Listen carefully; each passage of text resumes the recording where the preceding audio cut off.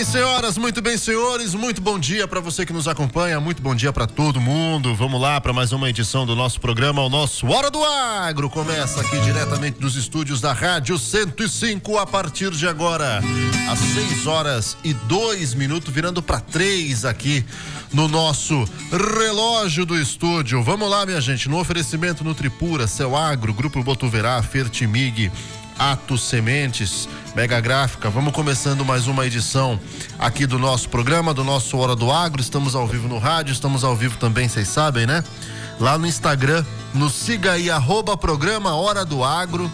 Já aproveita, já deixa seu like. Se quiser interagir com a gente pela live hoje no Instagram, já pode deixar a sua mensagem, deixa lá o seu bom dia pra gente, nós vamos te acompanhar, tá certo? Lembrando ainda, já de início do programa, que toda quarta-feira o Hora do Agro vai pro YouTube, tá, gente? Toda quarta-feira a íntegra do nosso programa vai lá pro YouTube. Inclusive, já vou fazer o convite para você, para que assista lá no YouTube depois, não agora, evidentemente, que você tá ouvindo a gente aqui. Depois ouça lá no YouTube, assista lá no YouTube o programa da semana passada, que fala daquele projeto A Carne do Futuro.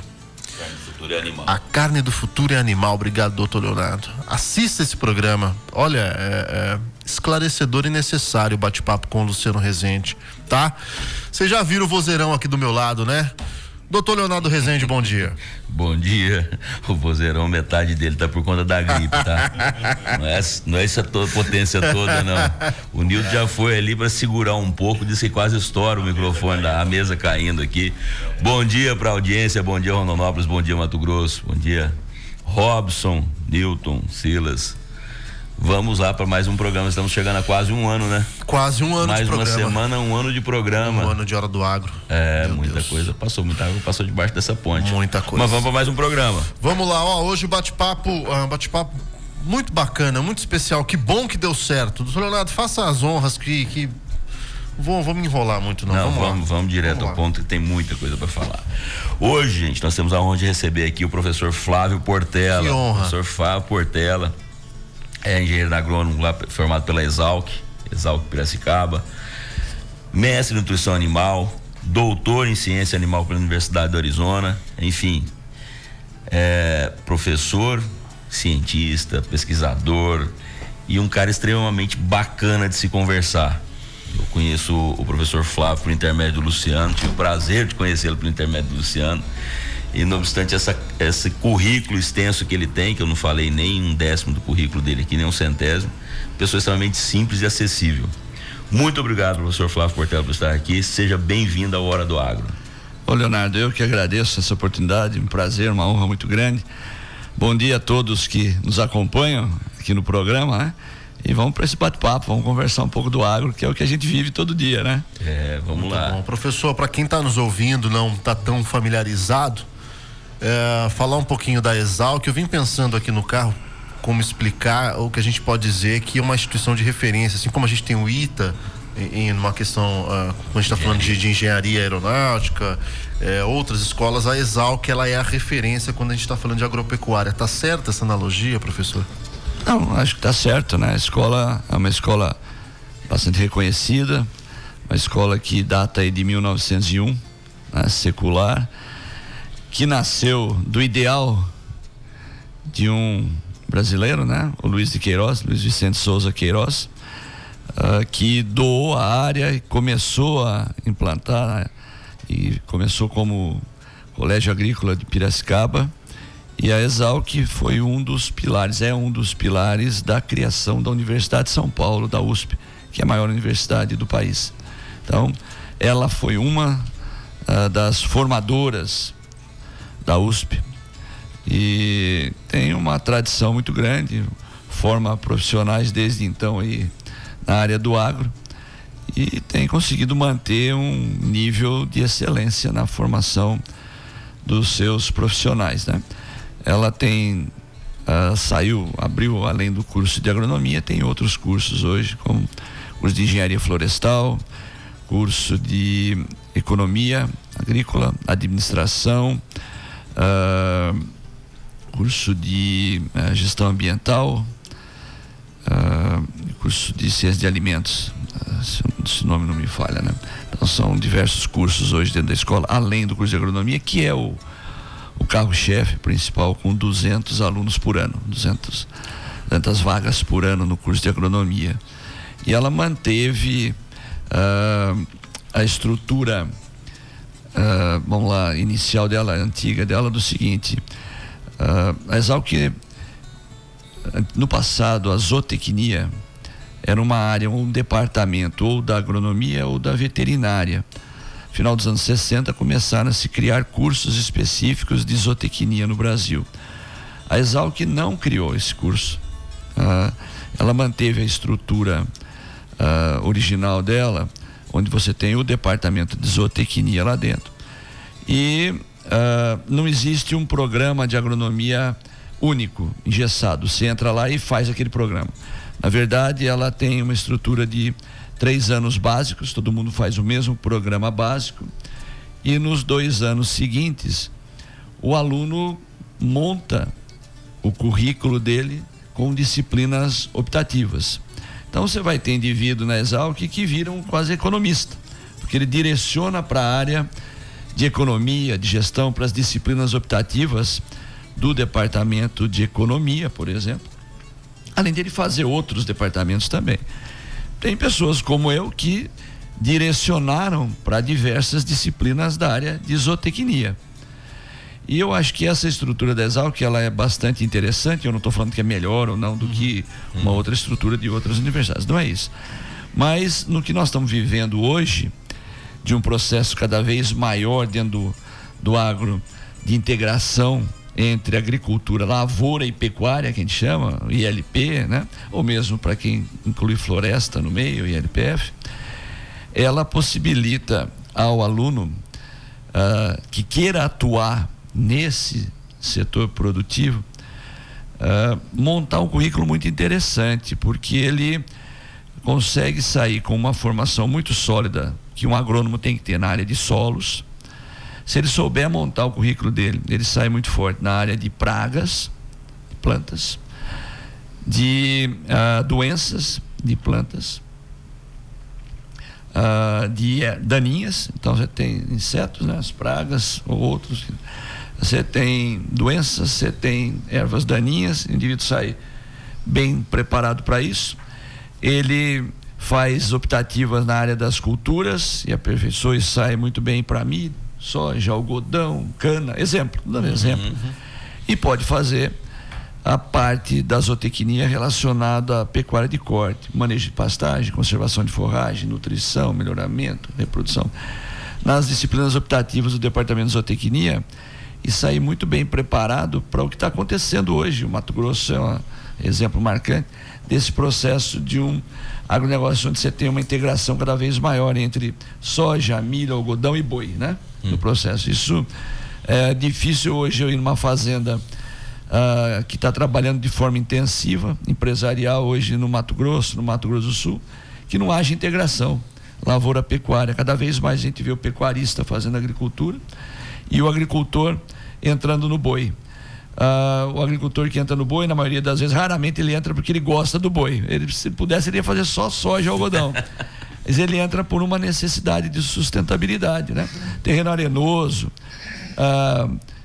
combater nematóide, fazer rotação de cultura, né? Melhorar a matéria orgânica do solo, toda essa parte, a hora que se integra, tem vantagem no processo. E muitas vezes tem locais que é obrigatório. Eu vou em fazendas onde o cara entrou para poder continuar plantando soja ou algodão, porque o solo dele é muito arenoso, e botar o capim lá e o boi tem sido essencial.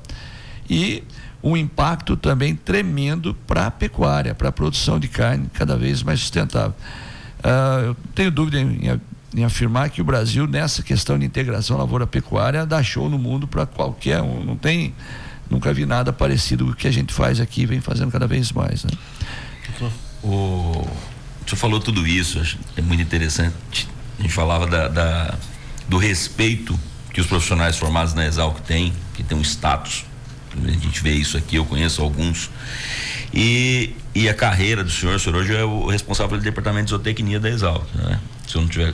Eu já fui chefe 2 vezes, né? Hoje eu sou vice-chefe. Já cumpri minha etapa administrativa, já foi. Agora eu estou ajudando os mais novos, né? Enfim, e esse conhecimento todo do senhor, e eu sempre gosto de perguntar para quem senta aqui, inicialmente, a história da pessoa, porque quem está ouvindo em casa acha que às vezes é muito longe isso. Então nós tivemos histórias aqui de produtores hoje que são grandes produtores da região aqui, pessoa realizada, mas que veio para o Mato Grosso, não era nada. O cara veio para morar numa casa de pau a pique, tocar lavoura de forma bem simples e cresceu. E também profissionais que começaram, que tinham um sonho, estavam lá na roça, tinham um sonho de crescer e virar um profissional, e hoje também, como agrônomos, como engenheiros, agrônomo, como veterinário. E a história do senhor, professor Flávio, como é que o senhor começou, como é que o senhor foi parar nessa área de agronomia, foi parar na Exalc, que depois fez todos esses cursos? Para quem está em casa hoje, como é que foi esse caminho? Isso é possível para qualquer um? Desde que a pessoa queira e tem um sonho, sim, né? Então é uma questão de determinação pessoal, né? Esse processo.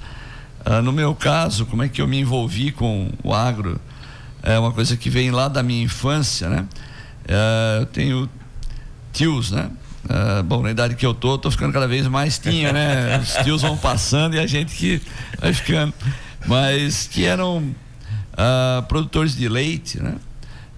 Alguns amigos que tinham propriedade. Então, desde criança eu passei a conviver. Eu ia lá com os meus primos, né? A gente ia lá pro sítio lá. A turma ia para fazer bagunça, jogar bola, brincar e tal.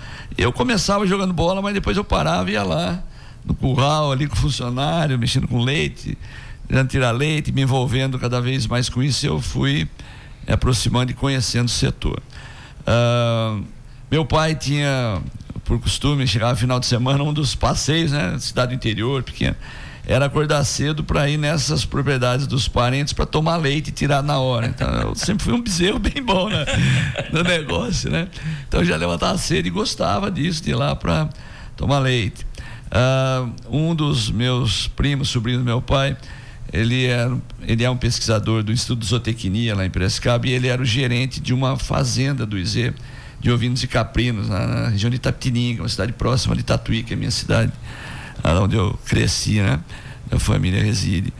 E eu fui lá antes de entrar na Exalc passar umas férias lá, inteirinha lá na fazenda, né? Trabalhando lá. Então foi isso que me aproximou, me pôs em contato com o agronegócio, e eu decidi, já tinha plena consciência que eu queria trabalhar com isso, e a minha primeira opção era a Exalc, né? E dentro do agro eu já tinha essa determinação que eu gostava de mexer com bovino, né? Era com animal, né? E o bovino era o número 1 ali do processo. Então logo que eu entrei na Exalc, naquela época ela tinha já alguns grupos a gente chamava na época de estágio, né? E o mais antigo que eu tenho notícia lá, que a gente sabe, é um grupo do Departamento de Zootecnia chamado CPZ, Clube de Práticas Zootécnicas, né? Ou Colônia Penal da Zootecnia também. O pessoal costuma falar isso. E ele foi criado em 77, né? No ideal lá do professor Moacir Corsi com o professor Vidal. E começou com 3 estagiários que sobreviveram ao processo seletivo: o Ricardo Burg, o Harold e o Manfred, né? São os 3 lá que começaram. E eu entrei na escola, e para entrar nesse grupo você tem que passar por um processo seletivo que naquela época ele ocorria apenas nas férias de janeiro e fevereiro. Hoje nós temos um processo em julho também. E eu, então, quando passei para o segundo ano, porque janeiro e fevereiro só começava no segundo ano, fui lá para o processo seletivo. Isso foi também decisivo na minha formação profissional. E desde 96 de forma contínua, mas desde que eu fui contratado lá, eu passei a atuar também no sistema de produção, na fazenda onde eu fui treinado. Tem uma fazenda lá de gado de corte, era leite e corte, hoje nós estamos ficando só com gado de corte, um sistema de produção, e com o objetivo de treinar alunos, né? E hoje eu sou responsável, desde que eu voltei do meu doutorado em 96, continuamente eu toco o sistema de produção, além da pesquisa, tal, tem a fazendinha e tem o grupo de estágio. Depois o professor Moacir mais para frente criou outro grupo chamado Projeto Capim, quando ele aposentou, ele chegou para mim e falou: ó, você tem que assumir aí. Então ele passou mais uma herança, né? Aí eu peguei o projeto Capim e tem um grupo de pesquisa. Então eu tenho 3 grupos onde a gente treina aluno. E hoje a Exalc tem um número de grupos de... A gente não chama mais grupo de estágio, mas sim de grupos de extensão imenso. Tem uma gama de oportunidades. Eu estava falando com o Leonardo, conversando no caminho. A turma tem uma noção muitas vezes assim: a geração de hoje é isso, a geração de hoje. Mas na verdade, quando eu comparo com a minha geração e as anteriores, as oportunidades que a Exalc oferece hoje de estágio são sim infinitamente superiores. Então eu lembro de 2 grupos quando eu era aluno do CPZ e um da entomologia. Hoje só eu tenho 3, o departamento tem aí uns 6 grupos, cada professor tem lá um grupo de treinamento de alunos. Então o engajamento dos alunos nesses grupos é infinitamente maior do que quando eu volto lá para a minha turma. E a Exalc, cada exalquiano é muito saudosista, né? O ano dele é o melhor ano de todos os anos. E se ele for o estagiário do CPZ, é pior ainda, porque o ano do CPZ dele é assim, uma coisa, só ele trabalhou, nenhum outro indivíduo trabalhou. E eu falo: olha, vocês estão enganados. O engajamento hoje dos alunos nesses grupos é muito grande. A turma tem uma visão distorcida. E eu falo para os mais velhos, né? Falo: olha, para o seu ano, para a sua idade, para a sua geração naquela época, a sua geração era melhor que a de hoje. Para o mundo de hoje, a molecada de hoje é muito melhor, né? Nesse mundo, nessa velocidade, nesse mundo digital, informatizado, tudo mais. Mas a gente vem trabalhando, e a Exalc tem conseguido manter um ensino de excelência. Tem os seus problemas, as suas deficiências, mas no geral ela tem conseguido formar profissionais de alto nível em diversos setores do agro, tá? E eu estava falando com o Leonardo, dentro da área que eu atuo e também fora dessa área, a gente observa que ela consegue ir além de formar um bom profissional. Ela forma muitas pessoas que são formadores de opinião, que vão além daquela questão dele em si ser um bom profissional. Ele é um formador de opinião aí no mercado, na atividade e tudo mais. Então ela tem conseguido fazer um bom trabalho, e é sempre uma luta manter essa qualidade e tudo mais, né? Tem condições, nós não podemos negar isso, como São Paulo é um carro-chefe na economia brasileira pelo PIB que tem uma fundação de amparo à pesquisa, a FAPESP, que privilegia também a questão de recursos para pesquisa em relação a outros locais do Brasil que são muito mais dependentes de uma verba federal, do CNPq, por exemplo. O aporte de recursos em São Paulo, pela disponibilidade que a economia gera, ela também cria uma condição de pesquisa bastante diferenciada. Nada é ideal, a gente sempre queria mais, sempre quer mais, mas isso também é importante no processo. Então, acho que a escola tem conseguido manter um padrão, um nível bastante elevado aí na formação dos seus profissionais, né? O processo seletivo lá, ele é anual? No CPZ? Não, é anual, é anual, é uma vez por ano. Ou como é que chama hoje? Tem pelo Enem? Tem uma... É a FUVEST, é o principal, né? No vestibular, mas tem a vaga via Enem, tem aquela questão de cotas, isso existe uma certa... número de vagas, eu não sei dizer exatamente, mas você tem isso daí também. Mas o carro-chefe ainda é a FUVEST, né? Garotada, vocês estão ouvindo aí? É possível, tá? É possível, mas tem que estudar também. Você não vai cair do céu. Não é doce, não. Não é assim que vai ser de graça também, não. Vamos pra cima. É isso. Uma coisa que a gente sempre destaca aqui, a gente fica muito feliz de poder ter o professor aqui. E um dos intuitos do programa ter nascido foi isso.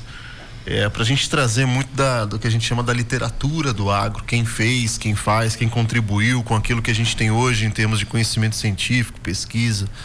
E nesse sentido, falar da Exalc é quase que redundante. E um gancho que o professor falou lá no início, que eu achei muito bacana, essa formação desse profissional multidisciplinar que cada vez mais uma demanda. O professor falando daqui das nossas propriedades, do nosso Mato Grosso, hoje para nós é quase comum, né? A gente se depara muito com essa realidade da integração pecuária-lavoura. Mas é algo recente, né? Não é algo tão antigo assim. Vamos dizer, é um recente de décadas no processo, mas o crescimento o crescimento é que nesses últimos anos tem sido impressionante. Perfeito. Né? Vigor muito grande, é um negócio que a gente vê isso acontecendo cada vez mais, né? Numa velocidade muito intensa. Pesquisa, o conhecimento nessa área já data de um bom tempo, mas a massificação é uma coisa mais recente, né? E a gente está vendo a pecuária também tem isso, né? Ela vem mudando de uma forma muito intensa nos últimos anos. Conversando com o Leonardo, aí nós temos aí, apesar da desinformação muitas vezes que um ativismo contra o agro, principalmente contra a pecuária, coloca na mídia, né? Sem fazer, muitas pessoas vão lá e falam, jornalistas, vamos dizer assim, ou repórteres que nesse momento não fazem jornalismo. O jornalista tem que fazer pesquisa, ver número para falar, né? Quando você começa a fazer diferença, está fazendo ativismo. Então, sempre relaciona pecuária com desmatamento. A realidade hoje é que, se eu pegar os últimos 35 anos, a pecuária perdeu ou cedeu 1 milhão de hectares por ano, principalmente para a agricultura. Essa área vai para a agricultura e parte dela um pouco foi para adequação ambiental dentro das propriedades. E ela cresce de forma consistente. O rebanho cresceu nesse período, a área de pasto diminuiu 1 milhão de hectares por ano. O rebanho cresceu. A produção, se eu voltar 35 anos atrás, era de 3,5 milhões de toneladas equivalente carcaça de carne bovina, hoje é quase 11,8. Com 35 milhões de hectares, 30 milhões a menos. Essa é a realidade da pecuária de corte, né? E essa velocidade, mais produção, cada vez mais carne em menos área, cada vez mais eficiente, e o que torna sustentável, o que diminui impacto ambiental, emissão de gás de efeito estufa por quilo de carne produzida. A coisa que mais causa impacto é produtividade, eficiência, aplicação de tecnologia. E nós temos ferramentas que vão além disso para mitigar metano, e que vem sendo discutido e tal, mas se tornar mais eficiente, mais produtivo. Isso vem acontecendo cada vez mais na pecuária, no processo.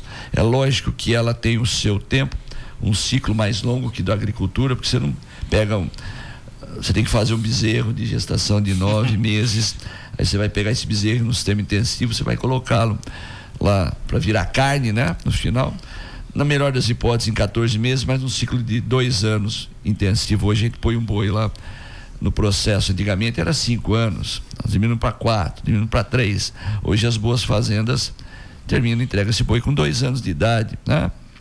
Faz o tal boi China, né? Nós estamos evoluindo nisso daí. Então a evolução vem vindo de uma forma muito intensa nesse processo.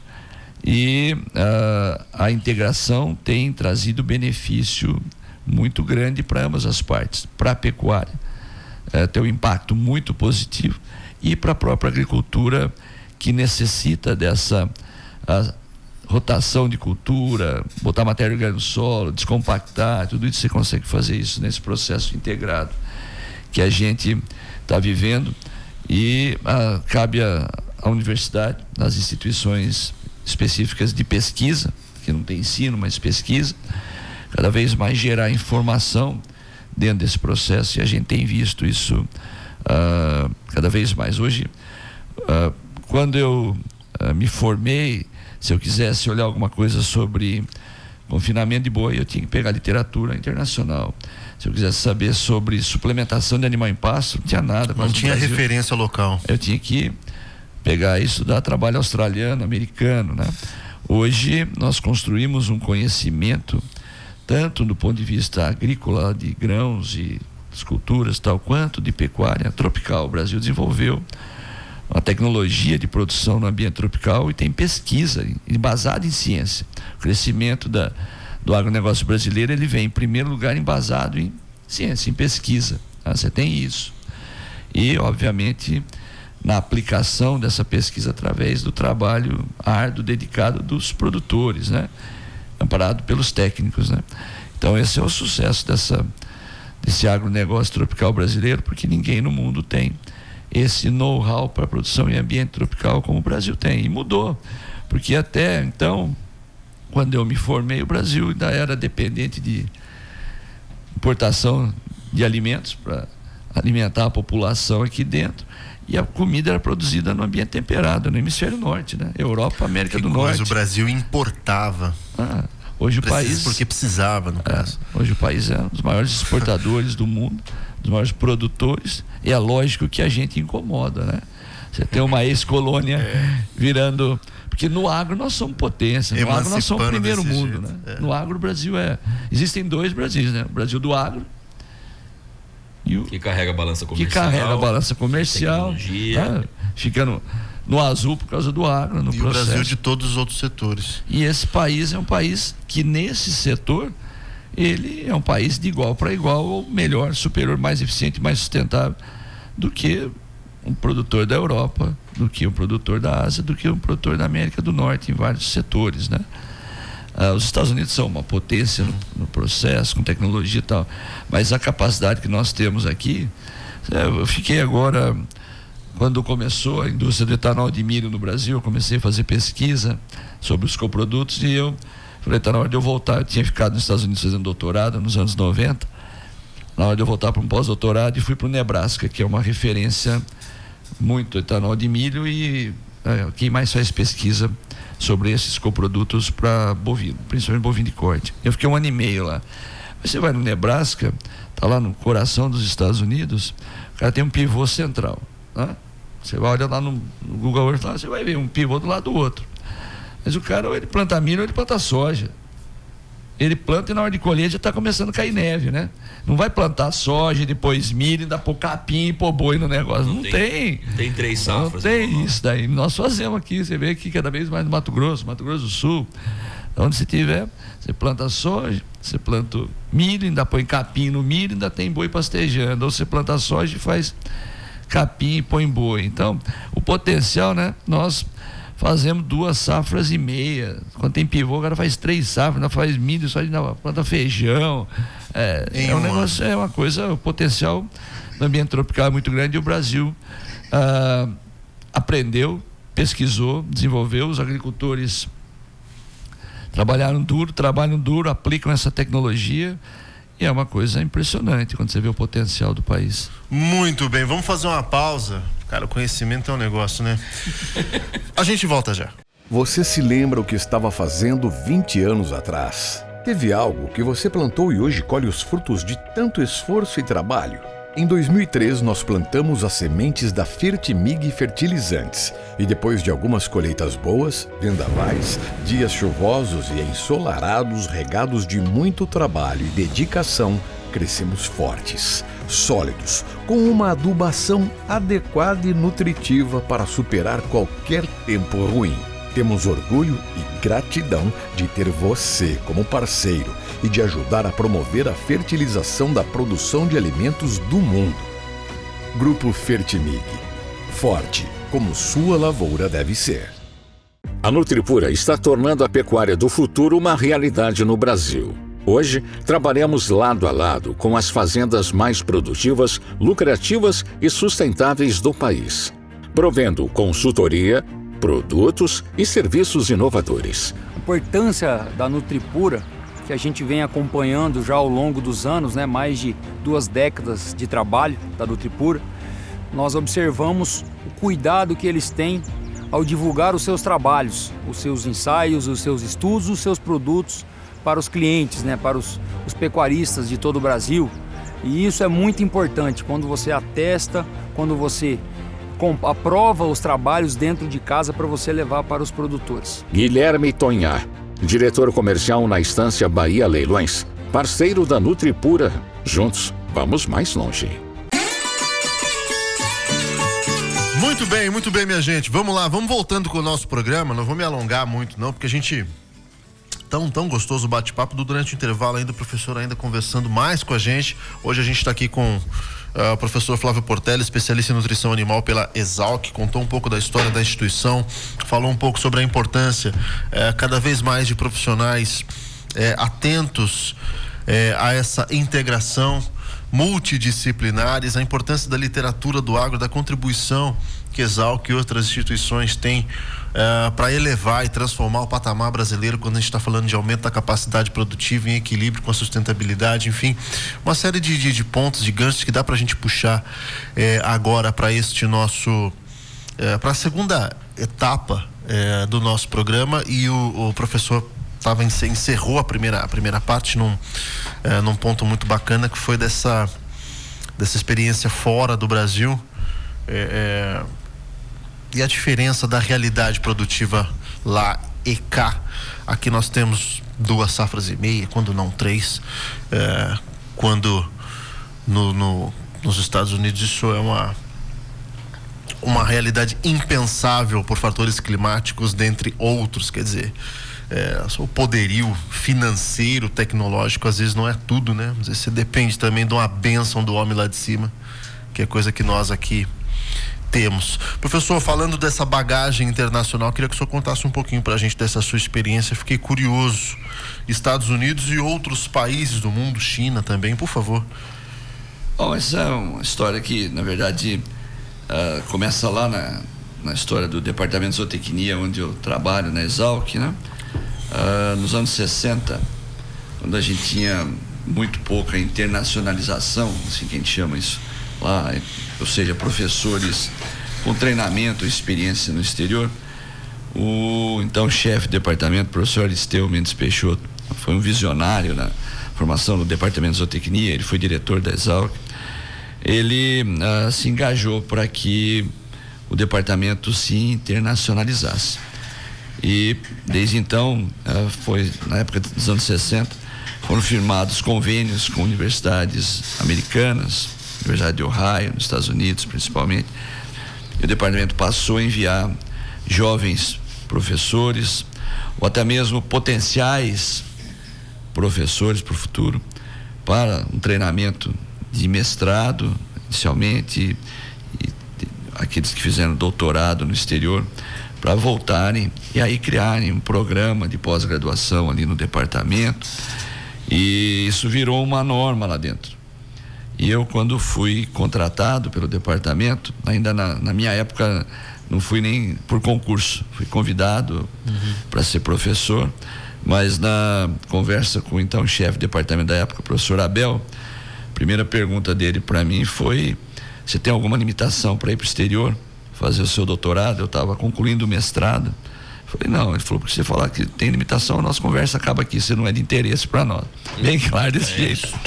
Então, e desde então o departamento tem lá atrás, dos anos 60, essa política de enviar os seus profissionais para treinamento no exterior. E nós temos professores que tiveram uma formação na área de mestrado, doutorado, pós-doutorado nos Estados Unidos, professores que foram para o Canadá, professores que foram para a Europa, para a Nova Zelândia, em diversas áreas do mundo. Isso é muito importante.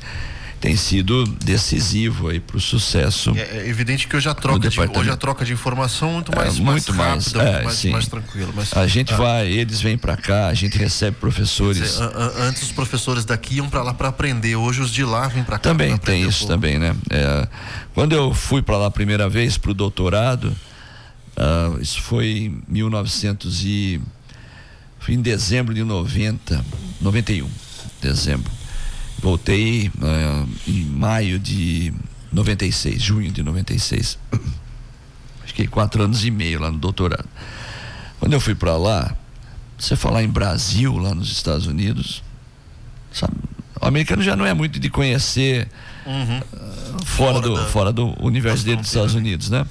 Assim, ele faz turismo e tal, mas saber as coisas dos outros países, principalmente do país da América do Sul. Então, o Brasil, aquela piadinha, Buenos Aires é a capital do Brasil, eu vivia isso. Aí o cara falava, Buenos Aires, tal. Não, eu falei assim, Argentina. A exceção do Pelé, pouco se conhecia. Era futebol e carnaval, era isso que você ouvia falar do Brasil. O que é muito diferente agora da última vez que eu fui, já em 2018, fiquei 1 ano e meio no Nebraska. O Brasil é notícia todo dia no meio do agro americano. Se você abrir todo mês o boletim do Departamento de Agricultura dos Estados Unidos, que o mundo do agro inteiro lê. Todo mês sai lá o boletim de previsão de safra e tal. E a cada 3, 4 meses sai o boletim de pecuária. Você vai ver lá que o Brasil é sempre uma das principais manchetes ali, porque está todo ano com recorde de safra, mais um recorde. Então quando você chega lá e fala que é brasileiro, diferente do que foi no passado, o cara já fala para vocês vão de novo mais um recorde na soja ou não? Entendeu? A conversa de novo. Eu estava lá e o professor que coordenava ali, o líder ali do grupo da zootecnia na Universidade do Nebraska, o Galen Erickson, me convidou para apresentar um seminário numa reunião anual que eles fazem lá. O americano tem isso, uma maturidade científica e um relacionamento entre a universidade e o produtor muito mais maduro do que aqui no Brasil, tá? E era a prestação de contas do departamento para a sociedade. Então, nesse evento, ele entrega um relatório que eles chamam de Beef Report, o relatório da carne lá, com todos os trabalhos de pesquisa, de uma forma resumida, numa linguagem não tão científica, né? Onde ele entrega isso para os produtores, para os nutricionistas, tudo mais, com uma prestação de serviço. Está aqui, é o que nós fizemos. E ele me convidou para fazer uma palestra ali no simpósio que ele faz, onde vinham os técnicos e alunos e tudo mais. E à noite tinha os donos de confinamento. Aí era só os donos de confinamento ali e tal. E eu fiz a palestra no simpósio e fui à noite para apresentar dados da pecuária brasileira para os confinadores. E a primeira pergunta que eu fiz: alguém de vocês conhece o Brasil? Já foi para todo mundo. Todos eles já tinham vindo, conheciam o Mato Grosso, já tinham rodado aqui, tudo, entendeu? Esses caras já vieram para cá e conhecem, tem excursões, eles vêm. Então, mudou bastante nesse ponto essa questão aí do conhecimento do que a gente faz hoje. O Brasil é uma potência, é um concorrente. E às vezes você vai lá num confinamento, o cara olha e fala: pô, você tá vindo aqui para voltar lá e copiar. E tem até cara que não gosta muito mais de receber brasileiro lá no negócio, mas de modo geral não acontece. E o intercâmbio entre pesquisadores é muito grande. A gente indo e eles vindo. Professor, cada fala tua nos dá uma série de ganchos. Eu vou passar a palavra para o Léo já, mas só brevemente, antes de passar a palavra, de que maneira essas notícias chegam lá do ponto de vista mais técnico? Porque hoje, falando do consumo da informação, falando do Brasil, a gente tem um problema de ruído, de viés, de enviesado conteúdo. Isso, enfim, é uma realidade que a gente não pode negar. De que maneira chega lá, em termos de notícia nos Estados Unidos, o que o Brasil está fazendo e a maneira como está se fazendo? Bom, tem... Na formação da opinião. Vamos mesmo. Lá. Tem o agricultor e o pecuarista que estão lendo o relatório do Departamento de Agricultura dos Estados Unidos e vendo os números, né? O que está acontecendo, e ele está a par do negócio. Se você conversar com o pecuarista americano, ele tem as mesmas dores do pecuarista americano com relação a não se sentir devidamente reconhecido pela sociedade, e aquela discussão como ele estivesse destruindo o ambiente, que o indivíduo urbano, né, tá lá na cidade de São Paulo, do Rio de Janeiro, lá né? tem isso também. Ele tem esse sentimento. Esse é um ponto bem claro que a gente percebe interno dele, lá com o país dele, né? Tá. Agora, se ele tem noção clara de que o pecuarista brasileiro dá de 10-0 nele e nos pecuaristas europeus em termos de preservação ambiental, isso não necessariamente ele sabe, né? Porque a mensagem que chega não chega técnica, chega de ativismo contra o agro, e principalmente do Brasil vem fogo amigo aqui de dentro, né? Pessoas do próprio governo, de ONGs e assim por diante. E também isso indiscutivelmente é usado nessa competição, nessa concorrência. Nós concorremos com eles, com os europeus, e eles usam isso também em favor deles, né? Na hora de brigar pelo mercado, né? Isso daí é inquestionável. Se perguntar, eles sabem que a gente preserva 65% do território brasileiro com vegetação nativa. Eles sabem que os fazendeiros brasileiros têm na mão uma área do tamanho da Europa preservada, provavelmente eles não sabem isso dessa forma. Os que vieram para cá vão ver, tá? Mas muitos lá não. E a mensagem urbana que chega das ONGs, de pessoas, membros do governo brasileiro que vão lá fora, né? A classe artística que desconhece, é totalmente ignorante, mas fala porque é um jeito de se mostrar engajada, ignorante nesse assunto. Todos nós temos nossa ignorância. Eu sou ignorante num monte de coisa, né? E você vê jornalistas falando na mídia de forma onde ele não foi fazer jornalismo, não foi pesquisar, não foi ver o número, mas ele vai lá e fala, porque faz parte, fica bonito, estou engajado, estou salvando o planeta, tá? Esse é um problema. E a informação que chega lá fora também chega distorcida, e isso é um prato cheio, isso vai ser usado nessa luta aí por mercado, né? Nessa briga, porque nós somos extremamente competitivos e crescemos uma velocidade impressionante. Quer dizer, se pegar pro americano, que sempre foi o maior produtor de soja historicamente lá atrás, o Brasil hoje é muito maior e melhor, né? Não só produz mais, como produz mais por área e uma soja de qualidade superior. No boi, a gente cresce e nós encostamos lá e vamos passar a produção americana, 2 anos, talvez a gente passe o volume de carne produzida nos Estados Unidos. Ainda somos bastante ineficientes na produção de carne quando a gente olha a carne produzida pelo número de animal estocado no Brasil. A gente produz aí 40% do que o americano produz. Por animal estocado eu produzo aqui no Brasil. Nessa proporção? Por área nós produzimos mais do que eles pelo benefício do ambiente tropical nosso. Mesmo explorando mal ainda o potencial das nossas áreas, a gente produz mais por área. Mas o americano tem um rebanho aí de 87, 82 milhões de cabeças e ainda produz mais carne, um pouco mais, 12,2 contra 11,8 milhões de toneladas.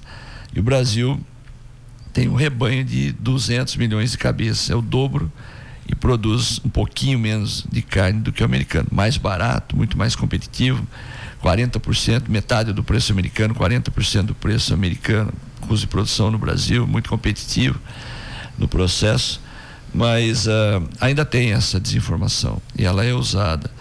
E por mais que a gente fale, olha, nós preservamos muito mais que todo mundo, nós temos 65% do território preservado, o que é usado principalmente, o que chega lá é desmatamento da Amazônia.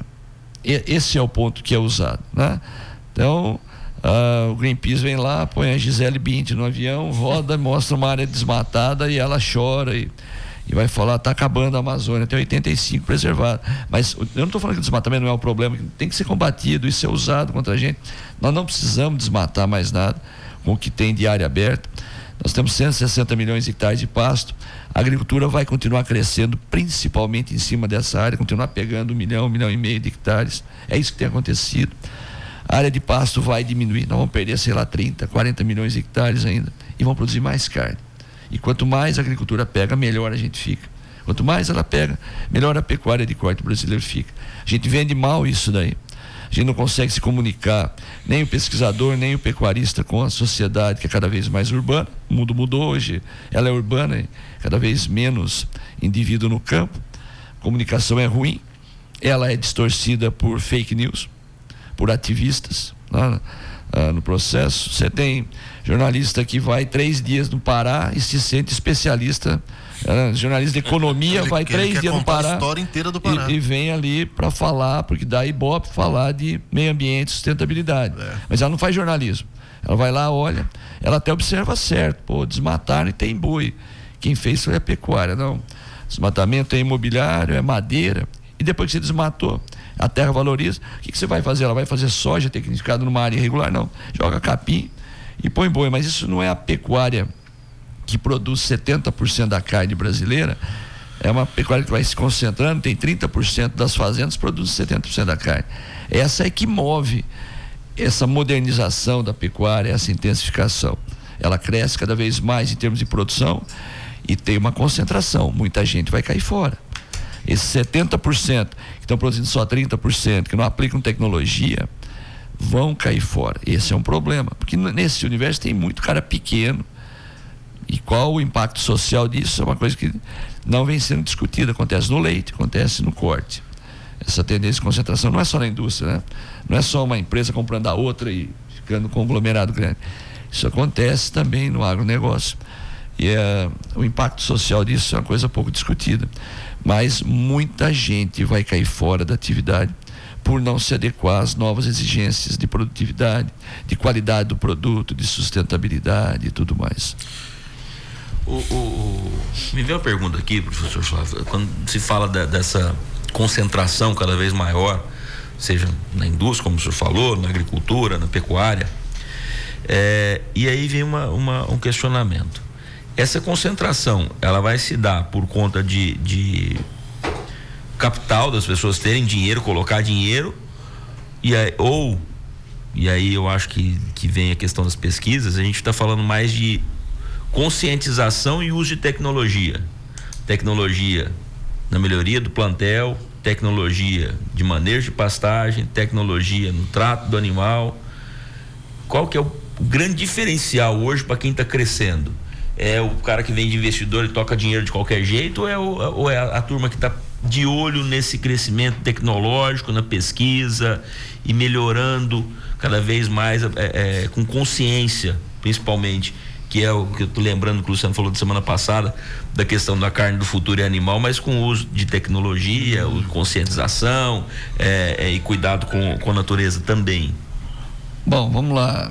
A tecnologia que é gerada pela pesquisa das universidades, da Embrapa, todos os institutos de pesquisa do país, não existe uma tecnologia para o grande, para o médio, para o pequeno. Ela é tecnologia, né? A informação, ela vai do cara micro para o cara macro lá, ela vai funcionar, né?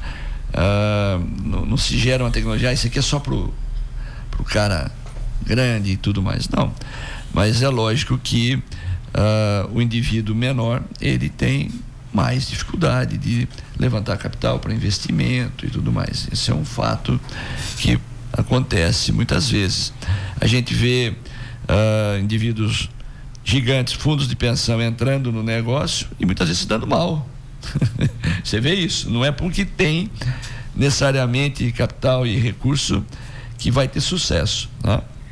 E você vê um cara pequeno, a maioria todo grande hoje aqui do Mato Grosso chegou pequeno aqui, de modo geral, muito pequeno. As histórias são muito claras nisso. Hoje você tem fundos entrando e tal, mas assim, a história as famílias, que hoje você fala tradicional, grandes, hoje aqui, começaram lá embaixo, pequeno no sistema, no processo, e cresceram e se tornaram grandes, né? Mas a tecnologia, a informação, ela serve para qualquer um no processo.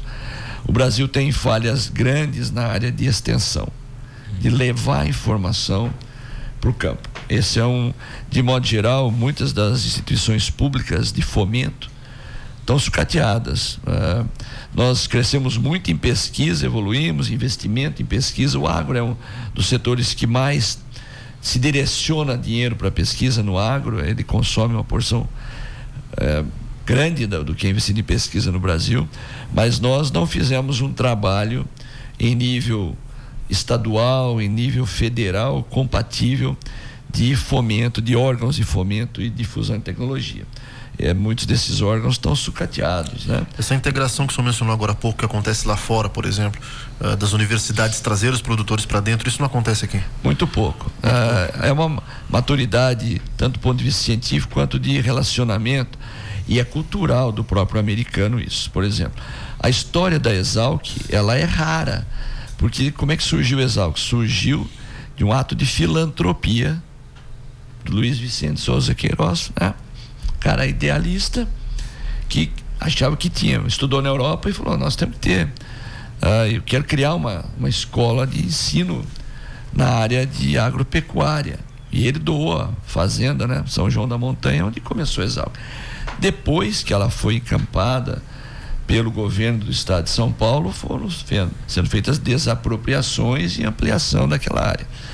O segundo exemplo marcante na história da Exalc foi também, mais recentemente, completando mais de 20 anos, a doação de uma fazenda lá em Londrina por um ex-exalquiano, o Alexandre von Pitzelwitz. Ele era alemão, mas veio criança para o Brasil, né? Cresceu aqui, se formou engenheiro agrônomo pela Exalc e era um pecuarista lá no Paraná, né? E ele um dia procurou o professor Aristeu de novo, o professor Vidal lá, foi meu professor, né? Falou: olha, eu pretendo deixar uma das minhas fazendas para a Exalc, gostaria que ela continuasse como uma unidade sendo usada para pesquisa na área de pecuária, preservação ambiental. Tem uma mata muito grande chamada Mata do Barão lá dentro, e foi um marco também, porque ele fez a doação da área. Na verdade, ele não doou para a Exalc, porque ele foi orientado a doar para a Fundação de Estudos Agrários Luiz de Queiroz, é a fundação que dá apoio, porque mexer com dinheiro público é muito difícil. Então você tem que ter a fundação. Eu tomo conta do sistema de produção lá da escola, uma área aí de 93 hectares, onde hoje está ficando só na pecuária de corte. Nós temos um rebanho PO e a gente toca essa fazenda com a venda de reprodutores. Dia 9 de agosto tem o leilão da Exalc, né? O leilão de número 81. Nós vamos estar vendendo aí 35 touros Nelore avaliados de alto mérito genético, algumas matrizes e gado para abate. E o leilão vai ser presencial e também pela internet, né? Mas a gente toca a fazenda com esse recurso. E já é uma briga muito grande, porque todo animal que eu vendo é patrimônio, cai numa conta da Exalc. E eu não posso reclamar, sou um felizardo, porque cai numa conta que só eu mexo. Ninguém pega um tostão daquilo ali. Então o dinheiro fica ali. Na maioria dos órgãos públicos, se tiver um negócio desse, esse dinheiro cai e vai para um fundo único que não sabe se volta ou não, e inviabiliza. Pesquisa. E a gente tem essa fazenda para quê? Para treinar alunos, como eu fui treinado nesse estágio do CPZ, né? Então a finalidade não é ter um leilão, né? Mas também de oferecer genética de ponta para os criadores. Mas se ele entregasse a fazenda que ele entregou, a fazenda de 1.000 e tantos hectares, né? Com rebanho de 3.000 cabeças, né? E caísse como do governo, o peão vira funcionário público, não pode ser mandado embora, se ele é bom, se ele é ruim, aí vira uma dificuldade tremenda. Qualquer compra acima de 16 mil, pregão eletrônico, compra tudo mais caro, entendeu? Aí fica inviável. Mas foi um marco aí na história da escola de novo esse processo. Vamos voltar lá para a questão dos americanos. Se eu voltar lá atrás, 1800 e pouco, quando os Estados Unidos, o governo americano foi lá e criou as universidades, uma em cada estado lá. O objetivo é cultural do americano, essa importância para a ciência, para a pesquisa, está no sucesso dos Estados Unidos, está alicerçado muito nisso. A universidade tem função de resolver os problemas do estado lá. Eu vi muito isso quando eu fui para o Nebraska, né? É a pesquisa para resolver o problema ali. Então, os Estados Unidos veio com a política de vamos fazer etanol de milho. Vamos fazer etanol de milho. A quantidade de pesquisa que o Nebraska passou a fazer para responder ali para o pecuarista aquilo ali, e ela tem um relacionamento muito próximo, porque assim, o pecuarista, o americano, diferente do brasileiro, ele entende que a biblioteca da cidade, que a universidade do estado é dele, não é de Washington, não é de Brasília, do político que ele não gosta e fala de tudo que acontece errado, do imposto que não retorna, a notícia de corrupção. Lá ele detesta o Washington, mas ele ama a biblioteca da cidade dele, a universidade do estado, aquilo é dele, né? E o americano tem isso. Quando ele enriquece, fica rico, ele fala: eu tenho que retornar isso também para a sociedade. E ele retorna na forma de filantropia. Aí ele vai lá e fala: eu vou construir um prédio aqui para a universidade, e o nome dele está lá. Você entra no estádio de futebol da Universidade do Nebraska, estão as placas lá, e quanto maior a doação, maior a placa de cada um que foi doando para construir aquele estádio. O cara sente o orgulho, porque ele está fazendo para o país, para a sociedade. Nós ainda somos imaturos nisso, porque você fala assim, vai doar para o governo, o cara fala: você está louco, vai dar dinheiro para o governo, tal, você é bobo, né? Entendeu? O Alexandre, provavelmente, quando ele fez essa doação, falaram para ele: você é louco, você vai doar isso aí. Então eles têm essa maturidade. O pecuarista põe dinheiro na universidade, mas ele cobra, ele briga. Se ele sentir que não está resolvendo o problema dele, ele vai no governador, ele briga lá no negócio, ele tira. Ô doutor, tá na hora, o professor tem que pegar um voo em Cuiabá. Doutor, como é que rende? Professor, obrigado. Eu queria poder ouvi-lo por muito mais tempo, mas nós estamos chegando aqui ao final do nosso programa por conta do horário da grade.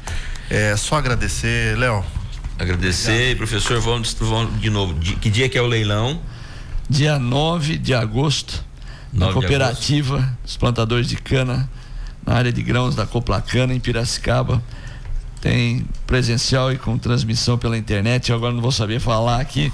Depois manda, a gente coloca no programa, divulga aqui. 35 touros avaliados, 35 touros Nelore PO pela NCP, pelo PMGZ, pelo PAINT, avaliação de ultrassom. É parcelado? 16 parcelas. Dependendo da quantidade, a gente organiza o frete lá pra cá. Vamos cobrar, né? Também. É um leilão, na média. Vamos comprar touro da Exalc. São touros, na média, a safra, os 35 touros que vão para leilão, top 4% na NCP de média genética total. Nós estamos hoje com touro em central, comercializando sêmen, comercializando embriões, e tudo isso existe para quê? Para que a gente possa treinar os nossos alunos numa fazenda que tem cria, recria, e a engorda é a formação de touro, né? Então eles podem trabalhar e trabalham duro lá na fazenda, e o leilão é todinho organizado pelos alunos. Show. Eu não faço nada, eles fazem tudo. Muito bom. Tudo, catálogo, todo processo. Gente querida, tempo estourado. Obrigado. Vamos lá.